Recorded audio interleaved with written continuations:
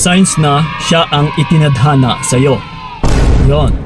By the way, shoutout pala sa inyong lahat dyan, lalong-lalo na sa mga bagong subscribers natin dyan or mga followers. Yes, shoutout sa inyo dyan ha. Yung mga nagagandahang mga binibini. Yes, mga nagagandahang dilag.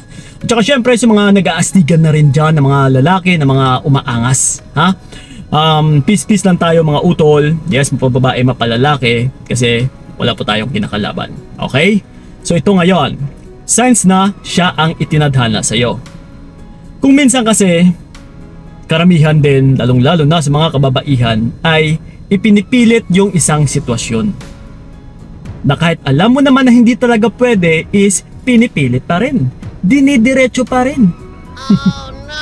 Well, ito mga utol, kasi kapag sinabi na itinadhana sa'yo, kahit anong iwas mo pa dyan is siya at siya pa rin yung makakatuluyan mo. So kung ngayon kung nasasaktan ka, nahihirapan, yung tipong yung relationship ninyo is on and off, masasabi mo pa ba yan na siya ang itinadhana sa'yo? Na Kuya Kiko, yes, matagal na kami. Pero yun na nga, yung relationship namin is hiwalay bate. Pero parang wala akong peace of mind. Then, diyan pa lang sa sinagot or sa sinabi mo na wala kang peace of mind ay wala ka nga talaga sa tinadhana or itinadhanang tao. Kasi hindi rin natin pwedeng sabihin na porket nanligaw na siya sa'yo and then sinagot mo is siya na kaagad. No. That's why may mga stages po tayo sa isang relasyon na may ligawan muna and then hindi po ito tumatalon na after ng ligawan is kasalan agad. Kundi hahantong or dadaan muna tayo sa magkasintahan stage. Na dito ninyo kilalanin or dito mo babasahin yung isang tao kung medediretso mo ba, kung mamahalin mo pa ba siya o hindi na.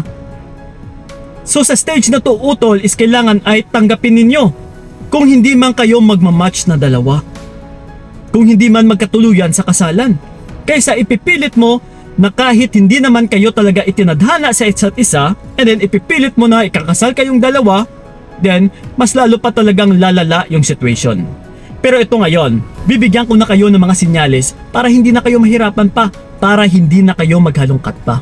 Ha? Susubuan na kita utol. So ito ngayon, yung una sa lahat is hindi ka balisa at praning. Yes.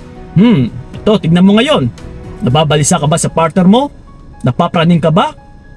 Na kung napapansin mo na siya itong nagbibigay sa'yo ng stress, ng problema, tipong hindi ka makatulog, hindi ka makakain, hindi ka makapag-focus sa iyong trabaho, na-out of focus ka na sa lahat ng gawain, then for sure utol is napapraning ka or nababalisa.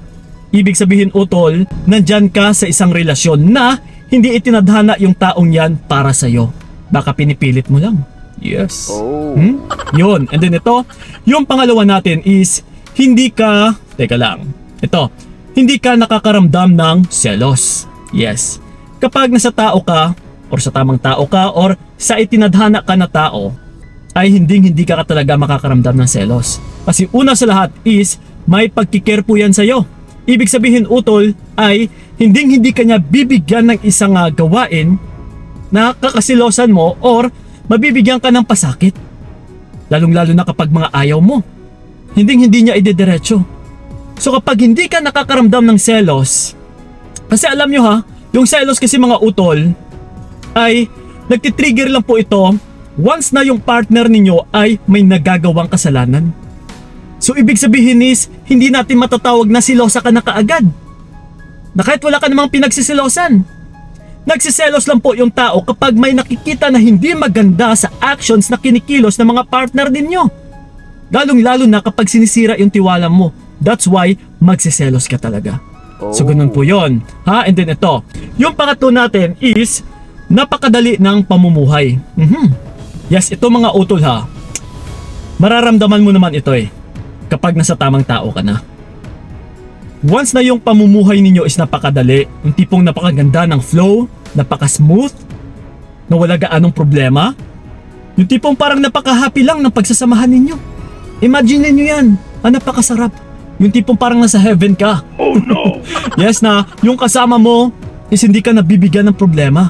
And then ikaw din is hindi mo siya nabibigyan ng problema. Ibig sabihin utol ay hindi kayo pabigat sa isa't isa.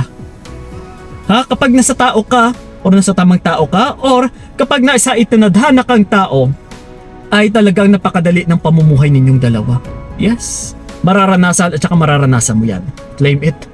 And then ito, yung pang-apat natin is makakapag-ipon ka or nakakapag-ipon ka. Ha? Ito ako nakakapag-ipon ka man sa ngayon. Yung tipong yes, nakakapag-ipon ka ng pakonti-konti, hindi na babawasan yung savings mo. Ibig sabihin utol is itinadhana na yung taong yan sa'yo. Pero kapag nababawasan yung savings mo, yung tipong malaki na sana yung ipon mo dati, pero unti-unti na itong nawawala dahil lang sa partner mo na ito nagahaman, na manggagancho, na magagamit, na nanghuhut-hut, ay ibig sabihin yung tao na ito is hindi talaga para sa'yo. Ginagamit ka lang. So dyan palang utol sa pera ay mararamdaman mo na talaga kung nasa tamang tao ka or wala. So once kasi na nababawasan na yung savings mo utol, atras ka na dyan kasi red flag po yan. Ha? So yun. And then ito, yung panglima natin is may pareho kayong desisyon. Yes. Mas masarap po ito or napakasarap po nito na once na pareho kayong nagde-decide and then may pareho kayong desisyon. Unlike sa magkaiba kayo ng desisyon, may kanya-kanyang pinaplano, may sarili siyang pinaplano na hindi mo alam, na dinediretso niya yung plano niya na wala mo lang paalam sa'yo. Yes, kapag ganito utol, basura po o red flag po yung taong yan. Pero kapag may sarili kayong desisyon na pinag-uusapan ninyo and then yun na nga, pareho kayo nag-a-agree, yes, ibig sabihin utol ay nasa tamang tao ka na. Itinadhana yan sa'yo. Ha? So yun. And then ito yung panghuli natin, ito napaka-obvious nito na madali mo lang mararamdaman. Na kapag itinadhana talaga sa'yo yung isang tao, ay wala kang ibang mararamdaman utol kundi peace of mind. Yes. Ano ba yung peace of mind? Peace of mind utol, ito po ibig sabihin in Tagalog ay once na hindi ka nabibigyan ng sakit sa ulo, may kapayapaan. Yung tipong parang stress-free, parang wala kang ibang iniisip, hindi ka naguguluhan, hindi ka napapraning, hindi ka nababalisa. Yung tipo talaga na napakasarap din ng pamumuhay like I said kanina. Napaka-smooth ng flow. Yes, ng daloy ng inyong relationship, may chemistry, nag-uunawaan, nag-iintindihan, may pagkikare, may pag-alala sa bawat isa. And higit sa lahat is kapag may respeto utol, matitiyak or magagaranti ko sa inyo. Ha, kahit ipaputol ko pa yung aking hindi. My God. Namamagaranti ako talaga sa inyo mga utol. Sigurado, once na may respeto, ay magkakaroon ka talaga ng peace of mind. Yes. So yun lang po mga utol yung mga sinyalis natin na itinadhana yung partner mo sa'yo sa ngayon. Tignan mo kung nandyan sa mga ipinagsasabi ko.